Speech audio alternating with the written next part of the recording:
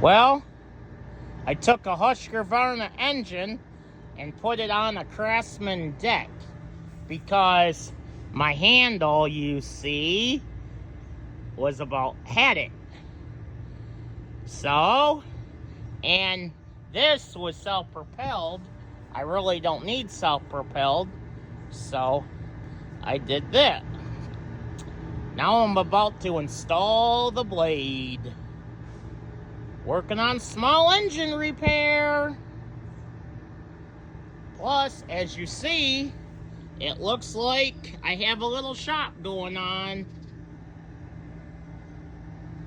I do work on small engines. Call. Just leave a message in the comments if you like it.